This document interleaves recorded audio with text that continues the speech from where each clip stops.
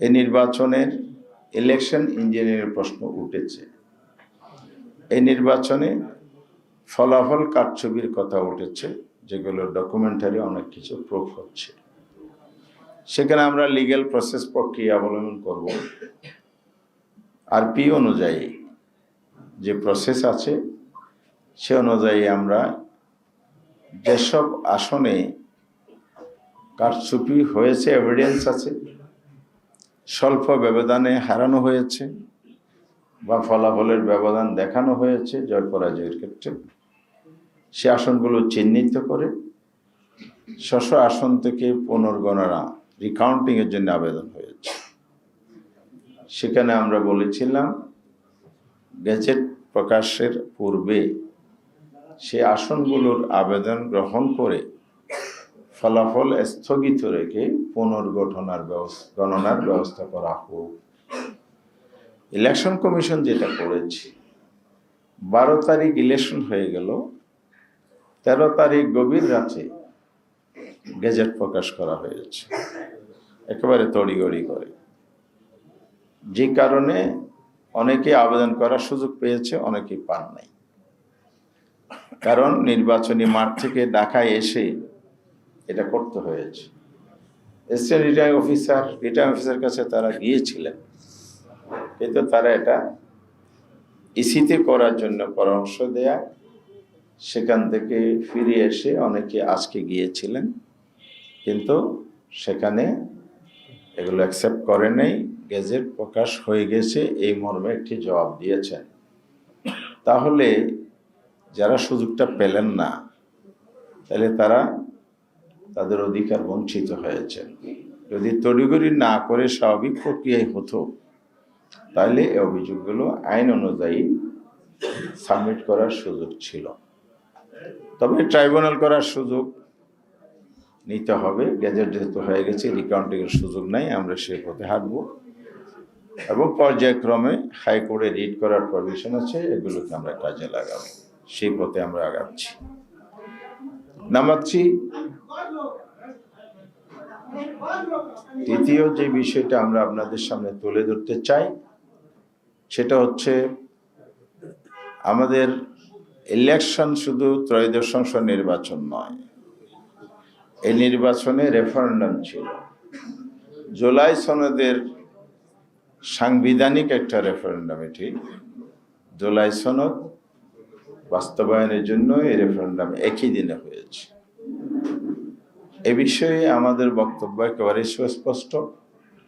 4টি কোয়েশ্চেন এখানে আছে, যে 4টি কোয়েশ্চেনের উপর রেফারেন্ডামের হ্যাঁ ভোট বিজয়ের প্রেক্ষিতে দ্বিতীয় কোয়েশ্চেন যেটা আছে, উচ্চ কক্ষে প্রাপ্ত ভোটের ভিত্তিতে 100 জন সদস্য প্রত্যেক দল তার দল থেকে প্রপোর্শনেট আসন পাবে। এখানে কোনো দলে যদি নোট অফ ডিসেন্ট থাকে, আসন ভিত্তিতে তারা করবেন, এটা সুযোগ নাই। আমাদের জনগণ এটা রিজেক্ট করে দিয়েছে। না জয়যুক্ত হলে এটা সুযোগ ছিল। হ্যাঁ যেহেতু জয়যুক্ত হয়েছে, তাহলে জনগণই এইসব নোট অফ ডিসেন্টকে নাকচ করে দিয়েছে। ফলে প্রপোর্শনেট প্রাপ্ত ভোটের ভিত্তিতে 100 আসন নির্ধারিত হবে, এটাই এখন ভ্যালিড, জনগণ অ্যাকসেপ্ট করে নিয়েছে। এই জন্য আমরা এটা নিয়ে ধূম্রজাল সৃষ্টি করার সুযোগ নাই, বিভ্রান্তি ছড়ানোর কোনো সুযোগ নাই। অবশ্যই এ ব্যাপারে যেন সংশ্লিষ্ট কর্তৃপক্ষ কঠোর পদক্ষেপ নেয়। পার্লামেন্ট যখন বসবে, 180 দিনের মধ্যে যে জুলাই সনদ পর্যায়ক্রমে বাস্তবায়নের কথা সেখানে উল্লেখ আছে, সেই অনুযায়ী উচ্চকক্ষ গঠনের ক্ষেত্রে যেন প্রফেশনাল রিপ্রেজেন্টেশনটা এনশিওর করা হয়। এটা জনগণের দাবি।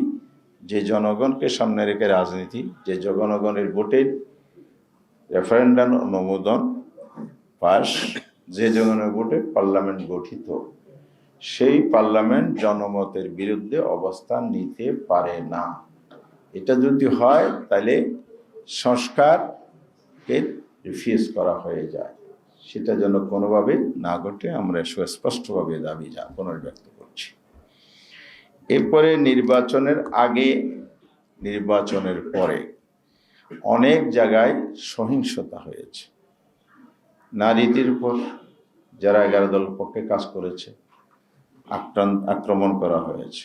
কারণ এই নির্বাচনে নারীদের অংশগ্রহণ, উচ্ছ্বাস, 11 দলের পক্ষে সমর্থন ব্যাপকভাবে লক্ষণীয় ছিল। নারী সমাজকে তারা টার্গেট করেছে।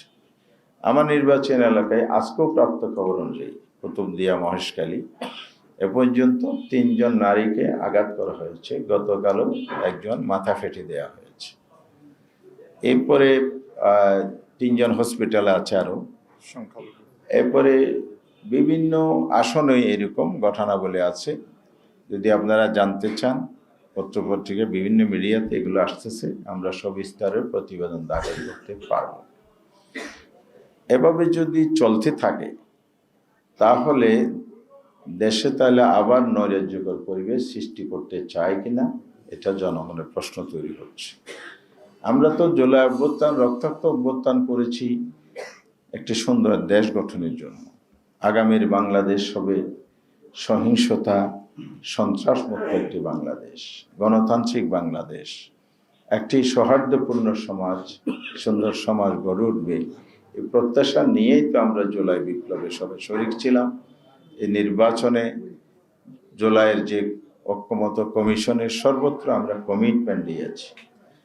পুরনো দাসের সেই অন্ধকার যুগের রাজনীতিকে যদি আমরা পলিটিক্যাল এই কালচার থেকে, অপকালচার থেকে যদি আমরা বেরিয়ে না আসতে পারি, তাহলে এই নির্বাচন পরবর্তীতে দেশ গড়ার অঙ্গীকার একটা অর্থহীন হয়ে দাঁড়াবে। সেটা আমরা স্পষ্ট করে বলতে চাই।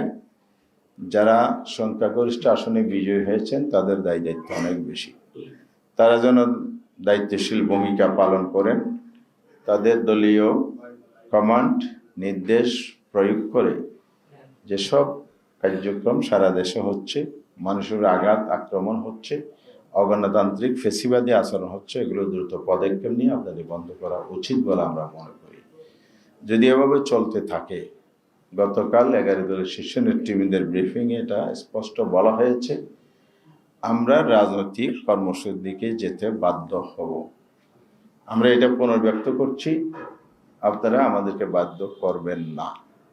ইতিমধ্যে আমরা কর্মসূচি প্রণয়ন করেছি। আমরা শীর্ষ পর্যায়ে আলোচনা করে এটা চূড়ান্ত করবে ঘোষণা দেব। তবে এখনো সুযোগ আছে, সহিংসতা বন্ধ করতে হবে। না করলে রাজপথে জনগণকে নিয়ে মাঠে নামতে হবে। কারণ দেশ আমাদের, দেশ রক্ষা করতে হবে, দেশের জনগণকে রক্ষা করতে হবে, জনগণকে নিরাপত্তা দিতে হবে। জনস্বার্থে আমাদেরকে অবশ্যই রাজনৈতিকভাবে এটা মোকাবেলা করতে হবে।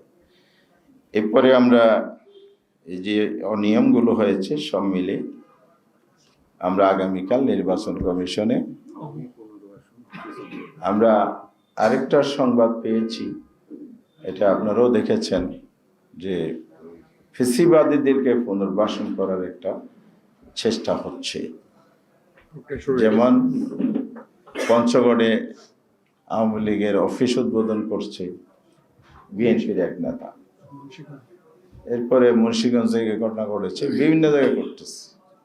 তাহলে আমরা কি আবার সেই একই কায়দায় দেশটাকে নিয়ে যেতে চাই কিনা? নতুন বাংলাদেশ গড়ার স্বপ্ন কি স্বপ্নে রয়ে যাবে?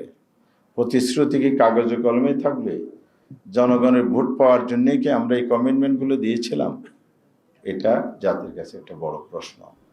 গণতান্ত্রিক বাংলাদেশ গড়তে হলে গণতান্ত্রিক আচরণ করতে হবে এবং ফেসিবাদের সাথে আঘাত না করে জনপ্রত্যাশার আলোকে গণতান্ত্রিক ধারায় আমাদেরকে রাজনৈতিক কালচার গড়ে তুলতে হবে।